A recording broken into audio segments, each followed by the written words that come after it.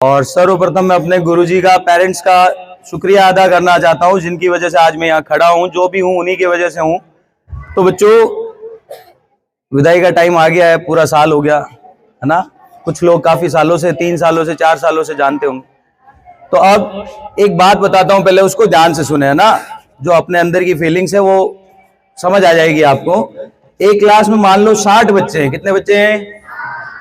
12 science में लगभग इतने ही हैं, 53-54 बच्चे तो हैं अपने। हाँ बेटा 55, मोनिका तू खुद ने गिन ली की 60 बच्चे। मान लो 60 में से बच्चों हमारे पास 10 बच्चों के फर्स्ट डिवीजन आ गई। कितने बच्चों को फर्स्ट डिवीजन आ गई? 40 बच्चे थे वो थर्ड डिवीजन पास हो गए। और जो पीछे कितने बच गए? 10 बच गए, 10 फेल हो गए। अब किसी ने पूछा, जो टॉपर बच्चा था, कि भाई आप टॉपर रहे, क्या कारण है, वजह क्या है आप टॉपर हो? तो उसने कहा गुरुजी थे, उन्होंने सही सपोर्ट किया, अच्छी गाइडेंस दी, अच्छा पढ़ाया उन्होंने, तो मैं टॉपर बन गया। अब वैसे जो फेल बच्चा था, जो फेल हो गए 10 बच्चे थे, उनसे पूछा किसी से, कोई अच्छा बदमाश सा बच्चा था, कि भाई फेल हो गया तू, क्या कारण है? अरे वो मास्टर नहीं हो, फिजिक्स वालों, केमिस्ट्री वाला, सही कौन पढ़ाया, मान कौन है, नंबर ही कौन देता, मान 4-5 डिग्री देता है, मैं फेल हो गया है, 0 है, इनकी नहीं आ। तो अब आप बताओ, किसी टीचर के चाहने से, अभी मान लो वो जो टॉपर बच्चा था, मैं चाहूं तो वो फेल हो जाता क्या? हो जाता क्या? कोई टीचर चाहे फेल हो जाता हो?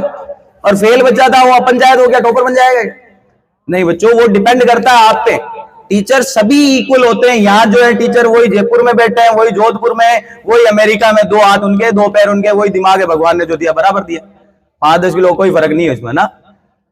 तो टीचर का काम होता है आपको गाइड करना, रास्ता दिखाना, उस रास्ते पे आपको चलना है। वो चीज डिपेंड करती है, जो ग्राही होता है उसने उन चीजों को कैसे ग्रहण किया है, राइट। जो एक्सेप्टर है उन्होंने उस चीजों को कैसे एब्जॉर्ब किया है, और उन्हें हमें इंप्लीमेंट करने की रिक्वायरमेंट होती है। सही डायरेक्शन में उसे इंप्लीमेंट करो, एग्जीक्यूट करो, मंजिल आपको अवश्य मिलेगी। समझ गए? अब कब से टीचर बोल रहे हैं आपको सीधे बैठो, अनुशासन में रहो, शांति बनाए रखो, तो यहीं से पता लग जाता है आपकी लाइफ में अनुशासन कहाँ है। If you are not in discipline in your college or school time, then you have to pay a heavy penalty in later part of your life. समझ में आई बात? अगर आप अपनी जीवन में स्कूल और कॉलेज टाइम में, सुन लो ध्यान से भाई, हेलो ध्यान दे लो, काम आएंगे लाइफ। आप अपनी स्कूल लाइफ, कॉलेज लाइफ में अगर अनुशासन में नहीं हो, डिसिप्लिन में नहीं हो, तो इसका आपको बहुत बड़ा हर्जाना, बहुत बड़ा जुर्माना, आपकी जिंदगी का जो आगे का भाग है ना, उसमें आपको चुकाना होगा। डिसिप्लिन मतलब way of talking, way of representation, way of communication, सभी चीजें परफेक्ट होनी चाहिए। There is no shortcut of success. कोई शॉर्टकट नहीं है सक्सेस का, सफलता का कोई शॉर्टकट नहीं बना है। आपको सिर्फ स्ट्रेट वे पे चलना है, सही डायरेक्शन में चलना है, चीजों को फॉलो करना, आप अवश्य सक्सेसफुल होगे बच्चों। समझ गए? 2 लाइन बोलता हूं कि मुस्कुराहटों का कोई मोल नहीं होता बच्चों, जो मुस्काने हैं उनका कोई मोल नहीं होता, रिश्तों का कभी कोई तोल नहीं होता।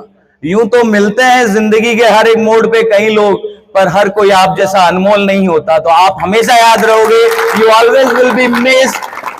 हमेशा खुश रहे, अच्छे रहे, stay happy and healthy always. All the very best for your exams, upcoming exams.